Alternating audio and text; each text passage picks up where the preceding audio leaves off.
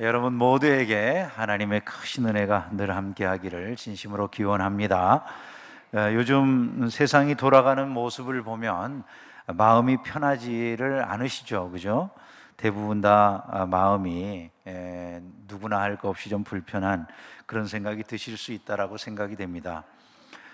좀 평온하게 해주는 그런 정치가 있었으면, 또 주변에 여러 가지 여건이 됐으면 이런 생각들이 많이 드실 것 같아요.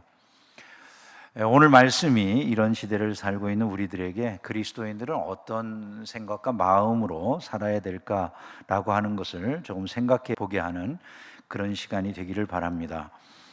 아데미 신상을 만들어서 수입을 올리고 있던 데메트리오라고 하는 은세공업자는 자기의 수입이 줄어들게 되니까 그 수입을 줄게 만드는 원인이 되는 바울과 그의 추종자들에 대해서 사람들을 선동을 해가지고 공격을 가하게 하죠. 그래서 결국 이제 아리스타고라고 하는 사람하고 가이오라고 하는 두 인물이 그의 선동에 의해서 사로잡혀가지고 연극장으로 끌려가게 되는 이런 일들이 벌어졌습니다. 수많은 사람들이 연극장으로 몰려들어서 소요가 일어나고 소리들을 지르면서 여러 가지 이제 다양한 외침들이 있는 그 상황에 한 서기장이 등장을 하는데, 이 서기장은 이름조차도 알려져 있지 않는 그냥 평범한 서기장입니다. 그런데 이 사람이 서기장이라고 하는 그 위치 자체는 굉장히 그 당대로 보면 높은 위치인데, 여러분들이 알다시피 당시 세계가 로마의 지배를 받고 있던 시대잖아요. 근데 로마의 지배를 받는 그 지배받는 지역에서 그 지역 사람 중에서 뽑힌 제일 높은 사람, 그게 바로 서기장입니다. 그러니까 이 에베소시라고 하는 곳에서는 에베소 지역, 그냥 로마에서 보내면 총독이 오는 거잖아요. 로마의 총독이 아닌 그 시에서 제일 높은 사람, 그 시 사람으로서 바로 그 인물이 이제 서기장인데, 이 서기장 한 사람이 등장을 해가지고 그 사람들을, 그 소요 사태를 진정시키고 평온케 하는 이런 일들이 벌어지는 것을 볼 수가 있어요. 이 서기장의 모습을 통해서 우리 시대를 한번 조망해 볼 수 있다, 이런 생각이 듭니다. 이 서기장이 소란을 피우는 사람들을 어떻게 다루고 있습니까? 먼저 그는 이 소동하는 에베소 사람들을 진정시키는 것을 보게 됩니다. 서기장이 무리를 진정시키고, 그렇게 말씀했어요. 나라를 다스리는 사람, 정치를 하는 사람들이나 이런 사람들은 나라를 이렇게 안정되게 할 필요가 있죠. 국민들의 마음이 안정되면 좋잖아요. 정치를 하는 사람들이 백성이 편안하게 살게 해줘야 된다, 그렇게 말하지 않습니까? 여러분 마음이 편안하세요? 그럼 뭐가 잘못된 거라는 생각이 드세요? 네, 지금 그런 문제들이 있는 거죠. 우리가 정치하는 분들이 다 그런 걸 목표로 할 텐데, 편안하게 해주는 게 목표가 돼야 될 텐데 그렇게 안 되는데, 이 사람은 이제 그 에베소 사람들의 마음을 평안하게 해주는 이런 일을 한 거죠. 안정시켰어요. 객관적으로 상황을 판단하려고 힘을 써요. 아주 중도적인 입장에서 객관적인 상황을 판단하려고 애를 씁니다. 소동하는 군중들의 말을 잘 알아들었어요. 여러분들이 말하는 것처럼 우리 에베소시는 큰 아데미 여신하고 제우스를 섬기는 그런 도시라는 걸 누가 모르겠습니까? 여러분들이 지금 소리 지르는 거 다 그러한 일이 맞다고 볼 수 있죠. 이렇게 말을 해줍니다. 그것은 주류편에서, 그 당시 에베소시의 주류적인 입장에서 그들의 말을 들어준 것을 말하는 거죠.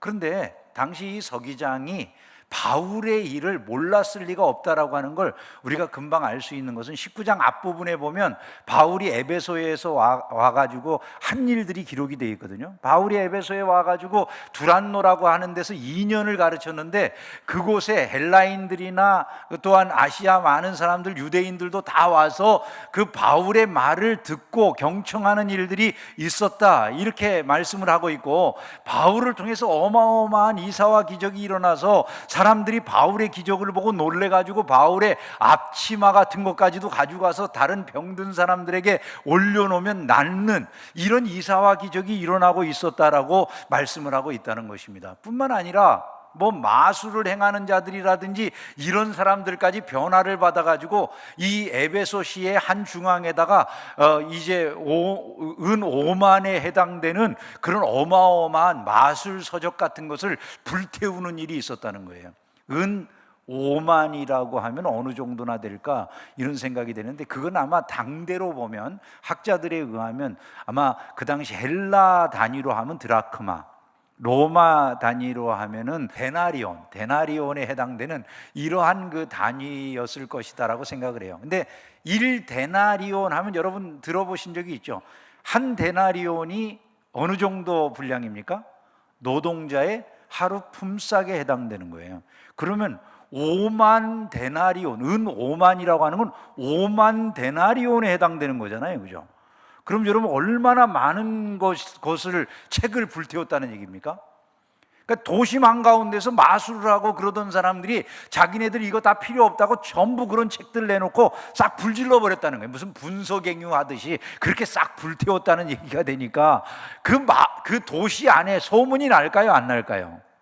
나지 않을 수가 없는 거죠. 그 도시의 에베소라고 하는 도시의 최고 통치자, 지금 그곳에서 선출된 최고 통치자가 이 서기장이라고요.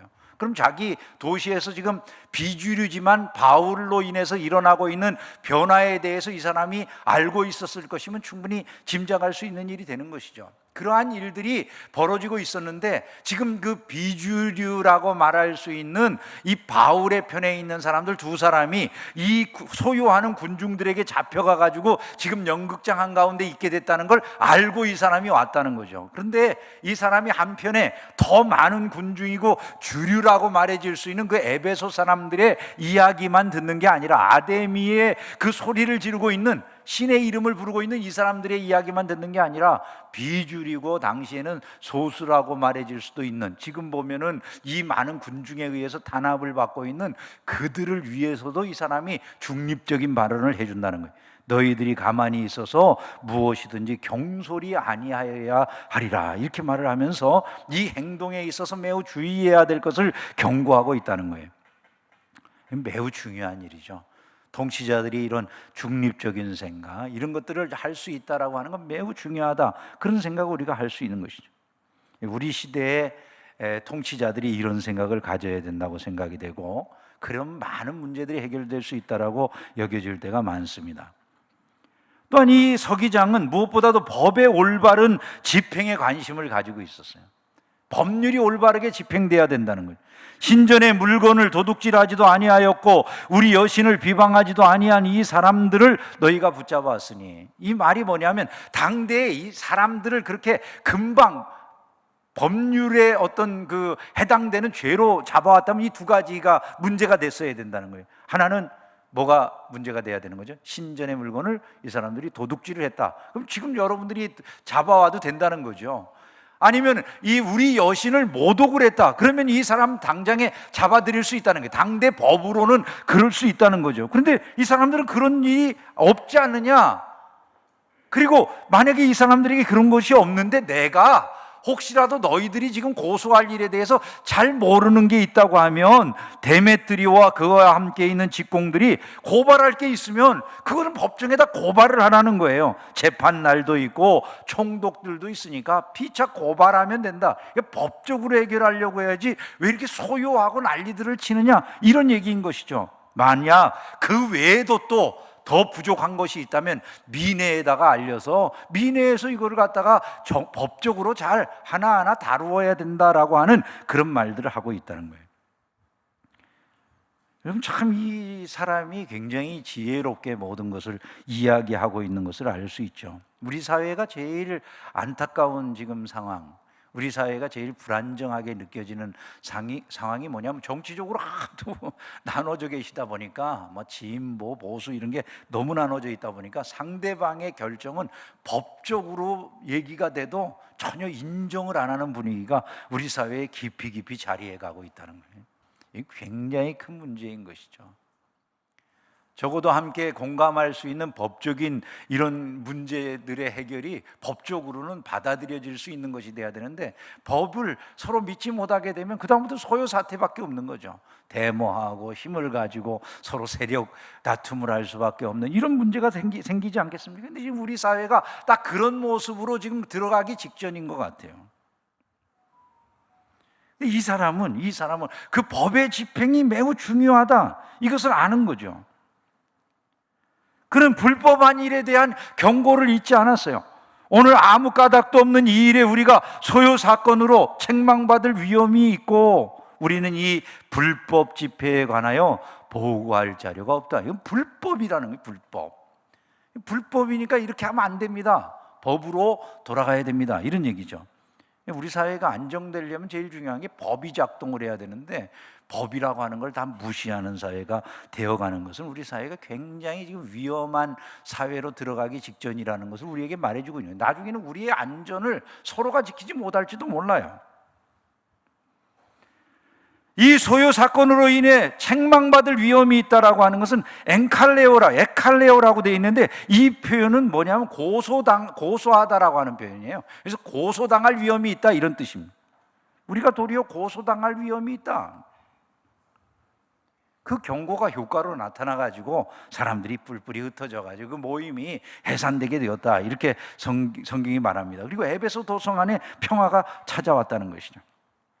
이 서기장의 모습은 비록 불신자지만은 매우 탁월한 지도자의 모습을 우리에게 잘 보여주고 있다고 생각이 됩니다. 적절한 판단력으로 인해서 당시에 큰 위기 가운데 있었던 그 두 사람의 신앙인들을 구출해낼 수 있는 이런 일이 벌어지게 되었어요.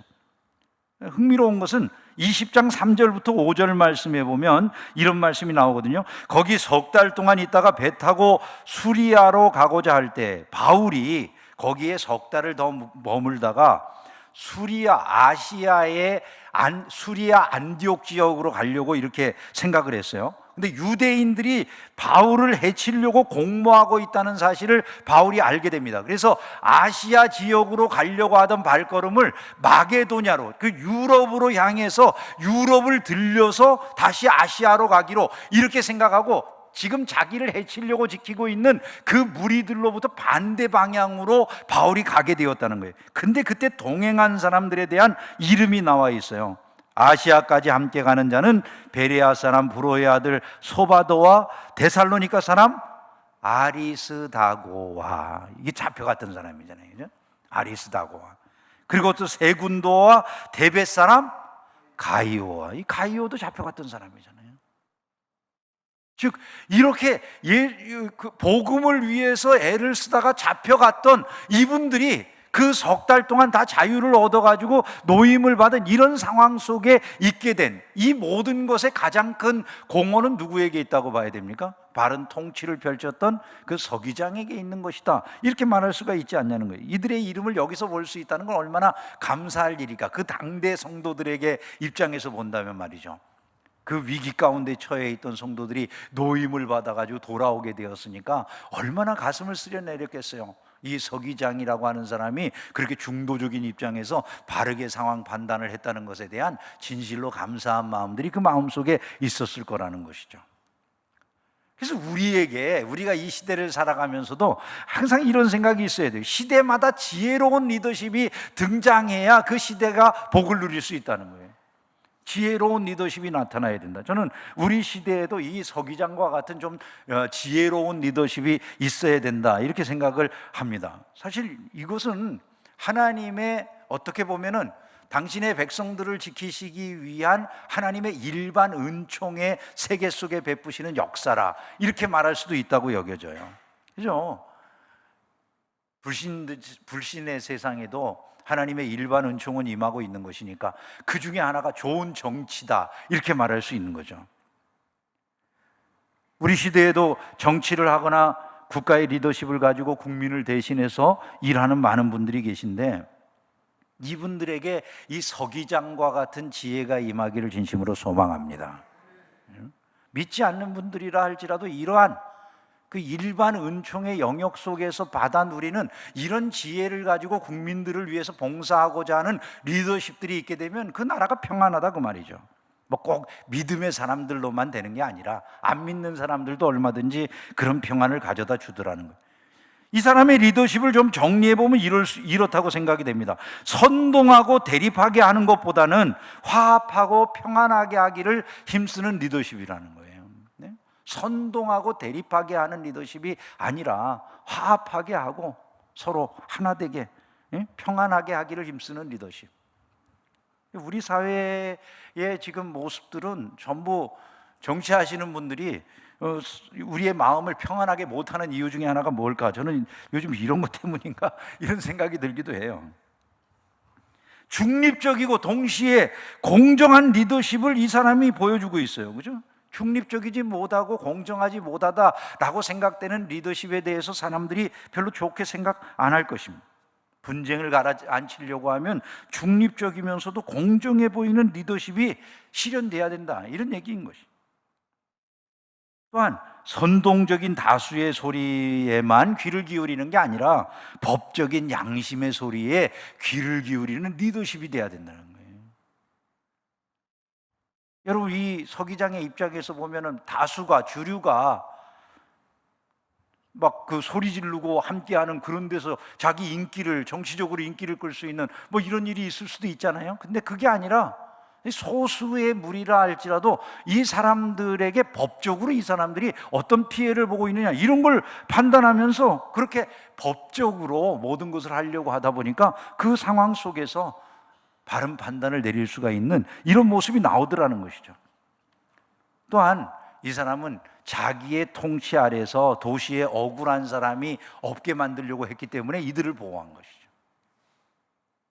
억울한 사람이 나타나서는 안 되겠다라는 생각을 하니까 그냥 인기에 영합해가지고 활동하는 게 아니라 억울한 사람이 없게 하려고 하는 이런 의식을 가졌기 때문에 이곳에, 이 에베소 지역에 이 소요 사태가 진정되고 평안할 수 있지 않았느냐, 이런 생각이 든다는 거예요. 저는 이런 리더들이 나타나면 그 시대가 복되다, 그런 생각을 해봤습니다. 불신의 사회라 할지라도 어떤 사회 안에 오랜 기간 동안 평화가 누려지고 안정된 이런 모습이 나타난다면 이런 좋은 리더십이 있기 때문이 아닐까, 그런 생각이 들어요. 저는 우리 사회에도 이런 리더십들이 하여간 계속적으로 나타났기 때문에 대한민국이 이만큼 발전한 줄로 믿습니다. 그런데 세상의 통치자들은 아무리 좋은 통치자라고 할지라도 그 한계는 뚜렷하죠. 우선 이 사람도 보면 그렇게 안정을 도모하는 그런 정치적인 태도는 맞는 것이지만 이 사람 안에는 사실은 자기의 유익이라고 하는 더 본질적인 그 생각이 있는 거예요. 오늘 아무 까닭도 없는 이 일에 우리가 소요 사건으로 책망받을 위험이 있다, 고소를 당할 위험이 있다, 이런 뜻이거든요. 우리가 이 불법 집회에 대해 보고할 자료도 없다. 즉 로마에서 자기에게 책임을 물을 때 보고할 만한 것이 아무것도 없는 상황이라 자기의 안위에 문제가 있다라고 하는 생각이 중심에 있는 거란 말이죠. 이 세상의 통치자들은 다윗과 같이 위에 계신 하나님을 생각하는 게 아니거든요. 다윗은 위에 계신 하나님이 나를 보시기 때문에 내가 하나님 앞에서 난 바르게 해야 돼, 반듯하게 해야 돼, 이런 생각을 가지고 있으니까 늘 겸손할 수 있지만 이 사람들은 그런 건 아니에요. 자기의 유익을 위한 그런 생각이 더 중심에 있어요. 그리고 이분들이 아무리 그 대단한 통치를 한다 할지라도 복음을 위해서 기여할 부분은 없어요. 나중에 예를 들어 에베소 지역의 생각이나 사고가 달라져 가지고 복음을 실제로 핍박하는 이런 상황에 접어들게 된다면 언제라도 그렇게 할 수 있는 이런 가능성을 가지고 있는 그런 인물이라고 볼 수가 있는 것이죠. 세상은 이 사람이 아주 잘하는 통치자라고 그렇게 생각할지 모르지만 우리 그리스도인들의 입장에서 보면 이것만으로는 만족할 수가 없다, 이런 생각을 할 수밖에 없더라는 것입니다. 그러면 이 말씀을 통해서 오늘을 살아가는 우리들이 우리 시대를 바라보면서 어떤 교훈을 얻을 수 있는가, 몇 가지 말씀을 좀 정리해 보려고 합니다. 첫째로 우리가 생각해야 될 것은 우리 시대에도 지혜로운 리더십이 나타난다는 것은 하나님의 은총이라는 것을 우리가 알아야 된다는 거예요. 그게 일반 은총의 영역에 속한 것이다 라고 지금 말씀을 드렸잖아요, 그죠? 그러니까 우리 시대에도 좋은 리더십이 나타난다라고 하는 것, 우리가 정치가 안돈되고 나라를 다스리는 모든 분들이 평안을 줄 수 있기 위해서는 거기에 하나님의 은총이 필요하다, 이 점을 우리가 알아야 되고, 그게 바로 하나님의 축복이라는 거예요. 잘못된 리더 아래에 살게 되면 얼마나 그 나라가 힘겹습니까? 그죠? 우리가 잘 알듯이 북한은 김일성 3대 세습이 이루어지면서 엄청난 불행한 정치가 이루어지고 있지 않습니까? 그죠? 리더십들이 바르게 형성되지 못할 때 얼마나 불행합니까? 우리가 북한에 대해서 많은 이야기를 하지만 북한 정권에서 그 아래에 있는 사람들에 대해 탈북자들이 하는 얘기가 있잖아요. 탈북하신 분들이 배고 옳고 어려움을 많이 겪다가 넘어와서 하시는 얘기가, 흥미로운 얘기가 이런 거 아닙니까? 아니, 북한 주민을 그냥 알아서 니네들 먹고 살 거 다 알아서 챙겨서 살으라고 그냥 풀어주면 굶어 죽을 사람 하나도 없을 거라는 거예요. 북한 사람들도 남한 분들만큼이나 다 똑똑한 사람들이고 머리 좋은 사람들이니까 그 사람들이 그냥 알아서 자기네들 먹고 살 일 해결하라고 풀어주기만 해도 굶어 죽을 사람이 하나도 없다는 거예요. 근데 전부 옥조이고 독재하고 그들을 꽁꽁 묶어놓으니까 그 가운데 있는 사람들이 300만 명씩 아사를 한다는 거예요. 금년에도 얼마가 굶어 죽을는지 아무도 모른다는 것이죠. 그리고 그런 것에 신경 쓰는 자들도 없다는 거예요. 이게 바로 나쁜 통치인 것이죠.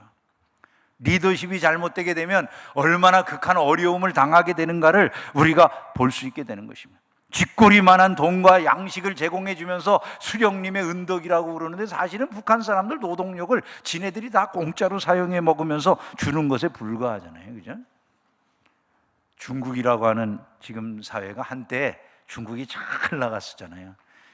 한 1년 전만 해도 중국의 위안화가 기축통화가 될 수도 있다라고 하는 그런 이야기가 들리지 않았습니까? 지금 그런데 중국의 경제가 사정없이 가라앉고 있다고 그러지 않습니까? 왜 그런 일이 벌어진다고 여러분 생각되세요? 다른 것 없잖아요. 지금 시진핑의 통치가 잘못되어 있기 때문이 아니겠습니까? 반간첩법이라고 하는 걸 통과시켜가지고 요즘 보니까 옛날 문화혁명 때처럼 거의 집안에서도 서로 감시할 수밖에 없는 이런 체제, 외국인하고 접속을 해가지고 혹시라도 시진핑의 욕만 해도 다 이제 고소 고발하라고 그렇게 전부 알려놨다는 거예요. 여러분, 이런 것이 바로 지금 나라, 거기 누가 투자를 하고 누가 들어가려고 하겠습니까? 저절로 깔아앉을 수밖에 없는 이런 지금 독재적인 통치를 지금 강화시키고 있잖아요. 중국은 내가 볼 때 늘상 말씀드리지만 이런 그 잘못된 정치 때문에 가라앉을 수밖에 없지 않느냐, 저는 이렇게 생각이 됩니다. 푸틴도 마찬가지죠. 푸틴도 잘못된 리더십들이 국가에 미치는 엄청난 파장을 우리는 보고 있는 것입니다. 한 나라에 지혜로운 리더십이 등장한다는 건 참으로 축복이에요. 대한민국이 아무렇게나 굴러온 것 같아도 제가 볼 때는 하나님이 그래도 자유민주주의라고 하는 이 체제 속에 이 나라가 세워질 수 있도록 하신 것만으로도, 그리고 그것을 포기하지 않고 여기까지 온 것만으로도 대한민국의 리더십을 하나님이 축복하신 줄로 믿습니다. 그러지 않았다면 지금 어떻게 우리 이 대한민국이 서 있을 수 있겠습니까? 지금과 같이. 그래서 우리에게 지금도 필요한 일이 이 좋은 리더십의 출현이라는 거죠. 대한민국의 미래가 있으려면 계속해서 이 좋은 리더십이 출현을 해야 되는데, 그 일을 위해서 그럼 우리가 해야 될 일이 뭐겠습니까? 오늘을 살아가는 우리가 해야 될 일이 뭐겠어요? 그건 다른 건 아닙니다. 신자들은 이 리더십을 위해서 기도해야 된다는 거예요. 여러분, 사실 대한민국의 모든 것을 대통령 혼자서 다 결정하는 건 아닙니다. 대한민국 대통령이 아무리 출중한 대통령이라 할지라도 우리나라의 미래의 운명을 대한민국 대통령 혼자 결정하지 못합니다. 한번 생각해 보세요. 아니, 중국의 시진핑이 가만히 있겠습니까? 미국의 바이든이 가만히 있겠습니까? 일본의 기시다는 어떨까요, 여러분? 아니, 푸틴은 가만히 있겠습니까? 북한의 김정은은 우리 대통령 마음대로 움직여집니까? 아무도 그 대통령, 대한민국 대통령 마음대로 움직일 수 있는 사람이 주변에 아무도 없습니다. 대한민국 대통령 혼자 기가 막힌 사람이라고 해서 이 문제를 해결할 수 없는데, 이 모든 것들의 영향력이 대한민국에 영향을 미쳐오는 거잖아요. 그러면 우리가 지금 해야 될 일이 무엇이겠습니까? 나라와 민족의 운명을 실제로 쥐고 계신 역사의 주관자 되시는 하나님을 의지하는 것인 줄로 믿습니다. 다른 게 없어요. 우리 대한민국은요, 하나님 의지하지 않고는 살 길이 없는 민족이에요. 지금 우리나라 보면 너무 안타까운 일들이 많아요. 역사 대립이 지금 얼마나 극심합니까? 상대가 생각하는 역사에 대해서 서로 부정하는 일들, 이런 거를 막 하느라고 진영이 나누어져 싸우느라고 난리예요. 저는 잘 모르겠어요. 그러나 역사 논쟁이라고 하는 건 사실 역사가들에게 맡기면 돼요. 역사가들끼리 싸우라고 좀 맡겼으면 좋겠어요. 역사 문제가 정치 영역에, 오늘의 정치 영역에 들어오니까 이걸 도무지 국민의 마음이 하나 될 길이 없어요. 한쪽에는 이승만 박사, 백선엽 장군을 추앙하고, 한쪽에는 홍범도 장군, 김원봉이라고 하는 사람을 추종하는, 이런 그 역사에 대한 인식이 서로 다른 사람들이 이 역사적인 문제를 가지고 다투는데, 한번 생각을 해보세요. 여러분, 100년 전에 우리나라의 모습하고 지금의 모습하고 여러분 상상이 그 같은 세상입니까? 전혀 다른 세상. 그때는 이조 시대, 그때는 일제하, 이런 시대예요. 똑같은 삶을 살고 있지는 않아요. 아니, 얼마나 다른, 너무나도 다른, 아니 상상조차 할 수 없는, 사람들이 소달구지 끌고 다니고 대부분이 배운 것이 없이 살아갈 수밖에 없었던 그런 시대하고, 지금 모든 국민들이 다 지식이 있고 엄청난 것을 알고 하는 이런 세대가 어떻게 같은 세대일 수 있습니까? 100년 전의 역사를 갖고 우리가 다 알 수 있을까요? 모든 걸 제대로 다 파악할 수 있을까요? 저는 일제시대 때도 집안에 내놓을 만한 어른이 있어요. 우리 그러니까 어머니의 작은 할아버지가 신규식 선생이에요. 이름도 모르죠, 그죠? 임시정부의 부통령을 했던 분이에요. 우리 어머니의 작은 할아버지가 6.25 사변 때는 우리 집안에 어른 두 분이 총살당했어요. 공산당들한테. 두 어른이 총살당했어요. 우리 할아버지가 총살당했어요. 우리 작은 할아버지가 총살당했어요. 예수 믿는다는 이유 때문에. 다른 거 아무것도 없어요.